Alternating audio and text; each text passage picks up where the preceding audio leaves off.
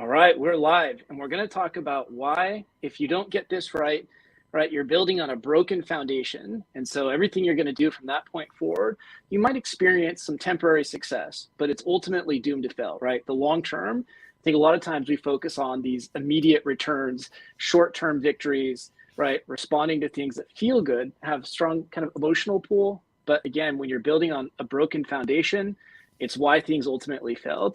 It's why, even when people choose to do things like, diets or different things where, they'll get these short-term results, if they don't fix the identity, we're talking about identity, of course, right? We're the identity people.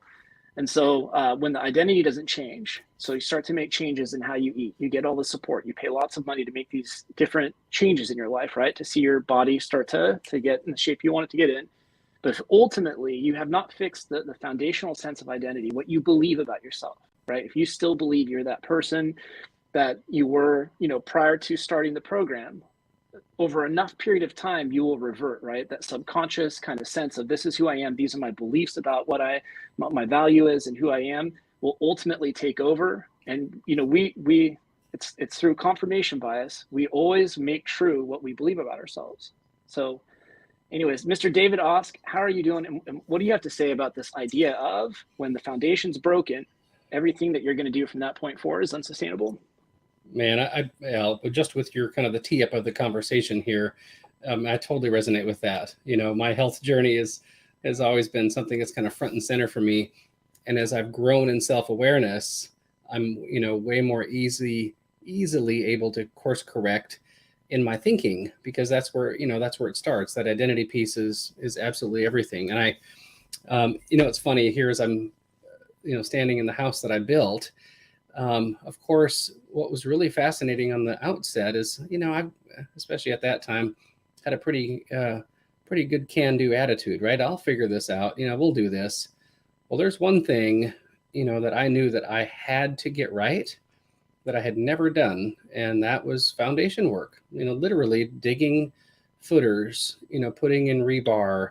What type of concrete are you using? Are you adding fiberglass to it? Are you all that kind of stuff. And so we had plenty of time to do research and so on. And here's a funny thing. When we built, the code required in this house a footer that was, I think, a foot wide and 16 inches deep. And I knew that was the most important thing. So I went 2 feet wide and 2 feet deep and added 5 pieces of rebar to the foundation of this house. And because I've been around structures long enough to know that if you don't get that right, you're going to see splitting drywall and windows that won't, open. And I mean, it just starts to create all types of chaos. And then, of course, it's really expensive and, to fix those things. And we see that so acutely, in our lives. You mentioned, the health journey. Think how many billions of dollars every year are spent trying to treat symptoms just on health alone. And I'm not talking weight loss. I mean, that's a big component, right? I'm talking, you get down the road on in areas where you've just not taken care of yourself. Your knees are bad, your back is bad. I mean, it's cholesterol, the whole 9 yards. I mean, some of that's genetic, I get it, but at the same time, it's either pay now or pay later. And usually when you pay later, it's way more expensive. And again, emotionally, right?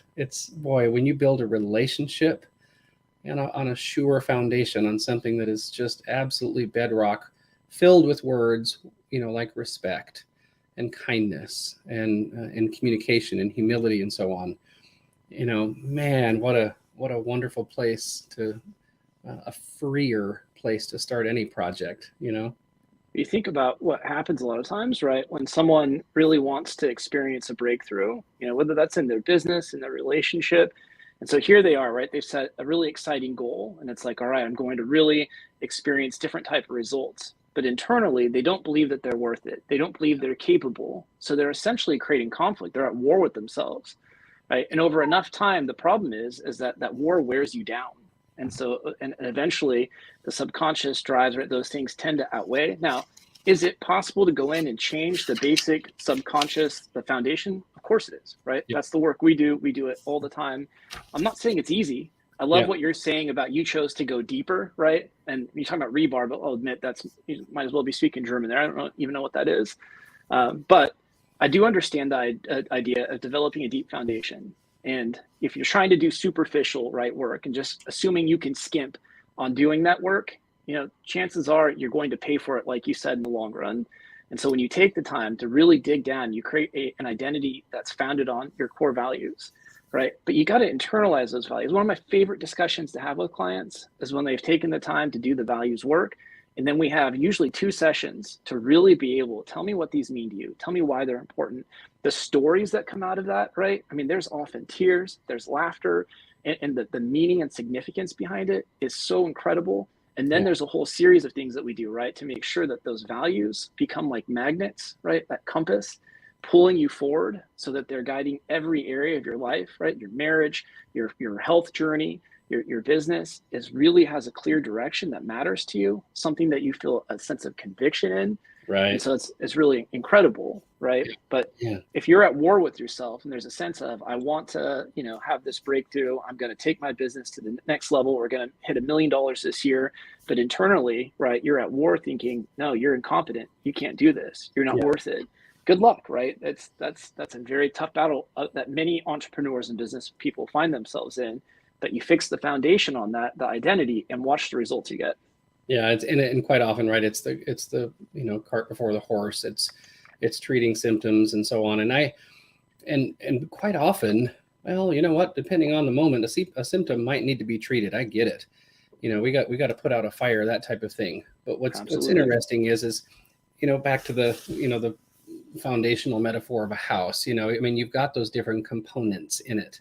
But here's what I found really fascinating is after going through your True North blueprint, the components of that foundation are something that I get to identify.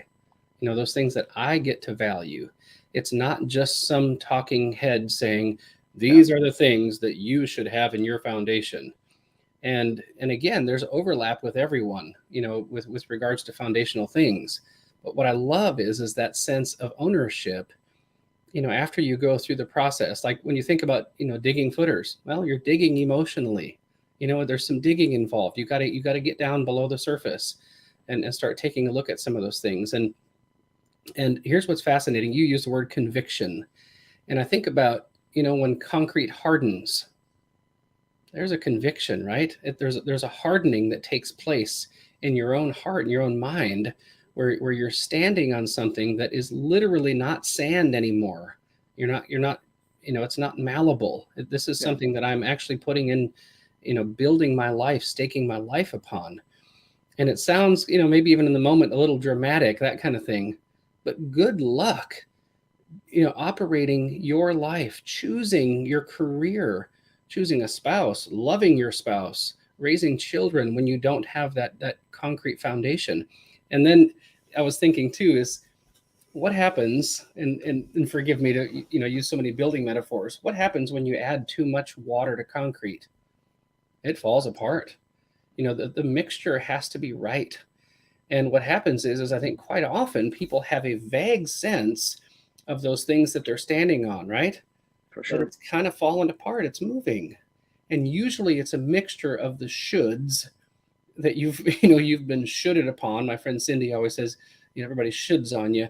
And it's all these things that have been kind of in your sphere of influence, people and so on, that you might respect, but it doesn't resonate with you. So you have things in your lexicon and your arsenal that you might identify as convictions, but they're really not yours. And that's why I feel like the idea of doing the deep work and identifying those things that are your convictions, right? Your identity. Wow.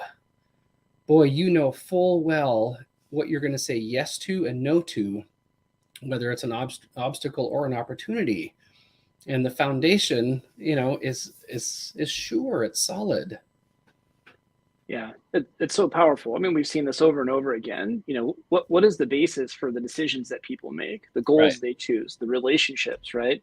If you're out there hiring people, why you're hiring, the research shows, right, that people tend to think they have good self-awareness, but the reality is they often don't know why they do what they do. Yeah. And so there's a sense of, you know, kind of just allowing their emotions and things, you know, subconscious drives to kind of pull them forward. But when that suddenly gets shifted to I have an intention, right? I actually know why I'm doing what I'm doing, and it's coming from the healthiest, most authentic place in me, right? Your commitment to that thing and to doing it with excellence will absolutely rise up. You'll not quit on something, right? When you start to discover these passions, a sense of, you know, it comes from intrinsic motivation. When you're doing that, like, you know, to have a passion, the means the word comes from the root of suffering, right? It means Mm, something that you're willing to suffer for, right? It's wow. almost like you have to, and not doing it creates its own type of suffering, right? And so, and when you find something, it's like, I care about this so much, right? And this means so much to me. And it's such a phenomenal use of my strengths and something I believe has such impact and purpose behind it. Like you will run through walls for it, right? You will not quit Right. on it. And that's the basis for motivation. Like, how do you have breakthroughs? There's inevitable, right? This idea of a foundation, it's inevitable that you're going to have storms. You're going to have, you know, the strong winds. You're going to have whatever inclement weather. You know, I'm trying to use as many metaphors, but times that Yeah. rock that foundation. And Yeah. so if that foundation isn't secure and it gets easily pushed off or things start to crumble, like we love to look at the aesthetics, right? Let's build a beautiful house without really understanding. You know, someone's used the metaphor, and let's switch it up, but of a car, right? That if the motor is broken, if the engine is broken, Yeah. doesn't matter how much, you know, you put on the wheels and the stereo system and put all those things, right? That the car won't go anywhere. Yeah. That's what identity is, right? Your identity is the strongest force in your life in regards to what pushes the results that you get. Yeah. And I like that you said that, you know, your identity, not an identity. It's your identity. You know, that, you know, obviously through the blueprint, you often, you know, use the word authenticity. And I think that that word, you know, in general is misinterpreted. You know, Oh someone's yeah. someone is being authentic. Well, they just get licensed to do and say anything that they want. Well, that, you know, that kind of thing. And what I love, right, as especially as, you know, someone who sees this world and myself, you know, through a God lens, right? With that word, like, I mean, you're the one who showed me all of this, right? The word authenticity comes from the word author. That's right. And we all know that that is true, or those of us who've had children, because they come out of the gate incredibly different and hardwired. Everything from their taste buds to their personalities, and they have likes and dislikes, and they laugh at different things. And they, I mean, all of these beautiful things have been authored in them. So then to identify what's been authored, it's just like, wait a second, that is me. I actually have a vocabulary to describe me. And as, of course, your lead coach, right? I get I'll say it this way. To me, it's intoxicating to help someone Yeah. understand that. You see the lights come on, you see their joy rise, you see their courage rise, you see their sense of, you know, resilience and really a more of a relaxedness. And you know, just enter into their eyes. It's like, wait a second, yeah. As opposed to what I did much of my life, which is desperately try to become someone, you know, that others would think is admirable, or at least not be a nobody, you know, that kind Yeah. of thing. Yep. And my entire world paradigm has changed, right? I feel like I'm on mission, and I know what tool that I am. And it feels really great to be, you know, to be me, to be fully alive in the version that I've, you know, identified, right? It sounds kind of simple, and it sounds a little complicated, but at the same time, it's kind of simple. You just got to do the deep work. Yeah. I mean, there's a framework, right? And I believe that Yeah. there's no such thing as if someone tells you, right, you just got to do exactly what I do. That removes any uniqueness in it, right? Right. That's not to say that people don't, that they haven't created great frameworks, but the idea is that we've created something that we've looked at people who live life with maximum enthusiasm, right? Who they Yeah. love, they've created a life by design. It's Yeah. clear that the marriage that they have, right, that the work that they do is the best expression of who God made them to be, Yeah. right? And I'm leading just finished a 6-week series of helping men to really discover their true north masculinity. And Yeah. it was incredible. I mean, just truly phenomenal. But the guy, the pastor who was co-leading with me, said that when you really discover who you are and then you're living that out, it creates an enthusiasm for life, right? And that's such a great word. It's certainly what I experienced with my grandfather and the True North exemplars that I created this program off of, to understand, like, what makes them, why are they so infectious? Why is being around them, so intoxicating, but in a healthy way. It wasn't because they had this massive ego, right? And there was Right. a sense of, look how great I am. In Yeah. fact, they were so secure in who they were that they really made the most of their life about how can I serve others? And that's what made them so incredible, right? And you start to get really secure in who you are, it allows you to really kind of optimize your viewpoint on how can I serve? What can I give back? Before I used to try and do affirmations. I used to try like all these tools that I love now, but I would make statements that inherently I knew weren't true. And so all of a sudden, and we know through research, it can actually make you feel worse about yourself, right? It can actually make you feel, because you feel like a fraud. It creates that imposter syndrome. That's why so many people suffer with imposter syndrome in their journey, right, to be successful, because it's like they're trying to willpower their way through an identity that doesn't match who they're trying to be. Yeah. Does that make sense? Yeah, absolutely. And even here's what I find fascinating is even as we're talking about this, I find that my sense of, of courage and joy just rises. It's fascinating to be reflecting upon my own, authenticity and be like, man, yeah, I like doing that. And it's what's kind of fascinating too, as we're talking about this, something came to mind is, when the Bible says it's better to give than to receive. Back to your comment about authentic exemplars, right? That your course has been modeled after. Why were they so generous? Why did people find them so infectious, right? Why was it that wherever they went, they made that place a better place and those people, a more flourishing people? They were just seeking joy. It's just a simple statement. It's just better. And when people lose the question mark inside, right? That they're walking around just like, who the heck am I? What am I doing here?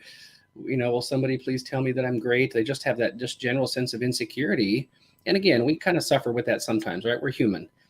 And then sometimes you see the question mark, I guess figuratively over someone's head too. You can see them walk into a space and, they're kind of scared and just like, what in the heck's going on here? That kind of stuff. But then you see people that walk into the room, they don't have to herald their arrival, right? It's not, hey, look, I'm here, and some sense of weird bravado. They're looking around, making eye contact, wondering who needs a smile, who needs a conversation. Right. They're the ones looking for the loneliest person in the room, right? It's fantastically upside down in so many ways, and there's no pretense or posturing. It's the someone who is really secure in themselves looks for the gold, looks for their joy to rise. And the deepest sense of that is always when you cause someone else, to have a happier day. It's giving. It's just better. It's interesting. I've always believed that, but there was certainly a season in my life where I just struggled with anxiety, depression, right? I mean, I just really felt a deep sense of lacking. I felt inadequate. I had a tremendous amount of shame. But so I thought to myself, well, just serve others, right? I remember there was literally a Thanksgiving where I had just gone through a terrible breakup. I was really in bad shape. So friends like, hey, we went and bought a bunch of turkeys and food, and we went to go and just bring them to places where we knew there was homeless people to serve. Yeah. One thing on Thanksgiving, not the best day to go do that, because most people know they actually have food prepared. But we went out there to go serve with a heart. The thing was interesting is it certainly provided this temporary feeling of joy, but man, it was like right later that night was still filled with this sense of just lack and emptiness. And I really realized that the relationship I need to start with first is having a full cup, is I need to understand that God made me wonderfully, right? That God didn't make a mistake in how he made me. And the more that I'm able to start to give a language and to understand, right? It's like the parable, right? Where you're putting the seeds. Is it landing in fertile soil? Is it landing on rocks, right? Is it getting choked out by weeds? Yeah. And so when we have an identity that really is rooted in what is most true for us, right, all of a sudden our enthusiasm, our joy, right, our sense of purpose and meaning and all this, our fulfillment rises up. Yeah. The other way, it's like we're actively, working against who we are. It's like we're constantly sabotaging. And the road to success and happiness is difficult enough as is. We Yeah. don't need to intentionally make it harder, right? By living in a way that's untrue to who we are. Yeah, and you often use that, the analogy of rowing a boat, right? You might be rowing in the right direction here, but if with your other hand, you're going that way, I mean, it's just miserable. You're bumping into things, you're not really going anywhere. It's just a kind of an existence, and it just doesn't have to be that way, right? It's I'm with you. I spent a lot of years with, kind of a lot of internal turmoil, and that's getting better. There's still days we're human. It's like, man, but now when I have a sense of course correcting, right? I have an absolute clear vocabulary as to not what, but who I'm course correcting to. And it's been life-changing. Yeah. And it's got to start with that foundation, right? It's got to start with that sense of identity, knowing who you are. It is the most powerful personal growth question that I've ever had to encounter, helping people for over 20 years now, right? And doing coaching and counseling and consulting. When people get this right, it's amazing, right? All of a sudden they start working with the right clients. We've got this incredible testimonial from a man we both know, Curtis, who really has gone through this program, and we created a podcast or a season together. And he just says, when I started to get clear, and here's a personal growth junkie, here's someone who really is committed to personal growth. And he said it was like packing 10 years worth of personal growth into 8 weeks. Right. And as he went through it, he said, I just started making more and more of the right decisions, which had me spending less and less time having to go through the guilt and the regret and the shame. Right. So I didn't have to go and repair both bad decisions I was making, either in my business, in my marriage. I didn't have to repair the internal clutter. Sure. And so when you start to maximize the intensity and the frequency of time that you spend in flow state, that you spend making great decisions, you will see your joy, you will see who you are start to flourish in ways that is just spectacular. But again, I just do not believe that is possible with anything close to being sustainable if you don't have a strong sense of who you are. And as you said, there's a lot of people out there. They're like, I know who I am, right? I just had this conversation 2 weeks ago. I know what my values are. And then I asked them, all right, well, what are they? And they had a very vague, they couldn't give a word to it. They couldn't give it a language. And as they went through this process, right, and it's not just the values, that's just one piece of it.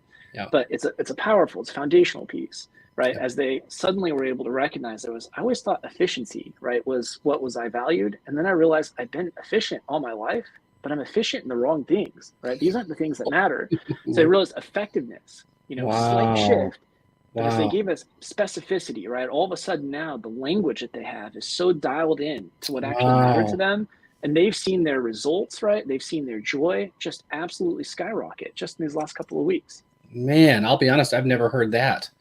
Yeah, efficiency to effectiveness. Wow. Just the shift in that those two words are a complete paradigm shift, right? We always think bigger is better, but no, better is better. I love efficiency to effectiveness, man. You and I both know, right, how many people, I was listening to Robert Greene, the guy's a legendary author, right, written the book Mastery and Power and a whole bunch of books. And he was saying, he spent time with some of the world's most successful people who also are very happy and fulfilled. Yeah. And he said there is a common theme with all of them, right, that there is an excitement for the life they live, right, for the work they do. And yet so many of us are stuck doing things, right, that we don't enjoy. It's like we feel obligated. I got to keep doing this. Maybe I probably know 3 lawyers right now that I'm working with that don't enjoy what they do at all, but they make good money. But that sense of, right, doing day in and day out stuff that just feels like a drain, it spills over then into other areas of their life. And so when all of a sudden you're able to, really direct your energy and your talents and your strengths into, endeavors that really are exciting to you, and you feel like, man, I want to be great at this, and it feels like it has impact, it's amazing how all of a sudden you will be more productive, you will perform at a higher level, and yet you'll have an abundance of energy left over to go and start spreading out your best parts of yourself into other areas of your life. I feel like you are a great example of that. Well, thank you. And the clarity around all of this is just key. If you don't have the understanding, the vocabulary to describe those foundational elements, it's really hard to ever have a sense of resilience. What you find is that you start avoiding certain situations, certain people, apathy. You just feel like you're just lacking energy all the time. and when someone else even says, hey, I'm excited, I'm on mission, you start to even hate people like that, because they're like, yeah, what are they doing? But pie in the sky, nonsense. But no, it's pretty amazing when you get dialed in, how that sense of confidence and resiliency and purpose, and that stuff tends to stay front and center. Yeah, I can't tell you how many people, right, we've had come through, or people I've worked with, who have gone out and done amazing programs like, Boundaries work, and they spent thousands of dollars going through, or Strengths Finder and the programs that they offer, all of which are phenomenal, right? In fact, I encourage people to go do many of these things, but consistently they say, man, I wish I'd done this program first. Right. Because all of a sudden, when I know who I am, my ability to set healthy boundaries feels so much more organic, right? Yeah. When all of a sudden I know who I am, and then I apply my strengths, and that it just takes the knowledge of these things, right, that we tend to focus on first, habits, all these things, which again are fantastic. But watch what happens. James Clear, love his book on Atomic Habits. But he even says the moment where a habit goes from something I have to consciously put all this effort into, right, keep reminding myself, to where all of a sudden it just becomes habitualized, right, and I just naturally do it, is where it becomes part of your identity. The thing I would push back on James Clear is to say, why not start with identity first? Right? Yeah. Figure out who you are, and then I bet your tendency to pick the right habits, to pick habits that you're more likely to stay committed to, and how quickly you internalize that habit becomes so much more efficient, right? We'll use the word efficiency there, and effective. Yeah. But I think you start the identity first, and then go do some of these programs, and my God, you will notice that the results you get out of them will absolutely just thrive. Yeah, great word. Great word. All right, my man. There you go. If you're building on a broken foundation, if the identity work is not set, ultimately you will revert back to whatever those beliefs, whatever that sense of who you are, and you have a sense of who you are, right? You can probably hear it in those moments. It's late at night, right? Those times where you're filled with self-doubt. And as David said, I'm not saying I don't have those moments, right? There are neural grooves that are stuck from old, thoughts and beliefs that have been there for a long time. But I know what to do with those now. When those kick in, I don't give them weight. I don't allow them to take over, or all of a sudden I spend an entire weekend, right? I very quickly know how to lean into and pivot to my values. I know how to move towards something I'm intrinsically motivated by. I know what my strengths are, and it allows me to crush, right, those old beliefs and self-doubt, and replace it with something that's filled with conviction and certainty. So great word. And then reach out. It's obviously we're here, we're starting new cohorts and classes all the time. So whether it's a company culture you want to change, your own individual, your church, whatever it is, let us know. We'd love to walk with you. Yeah, this stuff is so critical. And right, if it's not clear that this is a passion area for the two of us, right? We have a few other people that we partner with. This is the most powerful stuff I've ever done. So even if it's just needing some encouragement, you've got the world's greatest encourager. I'd love to say it's me, but I'm looking at David Osk. So if you need some encouragement, you need some inspiration, you need feedback, you need consulting, we're your guys. Yeah. And thank you for having me on today again. God bless.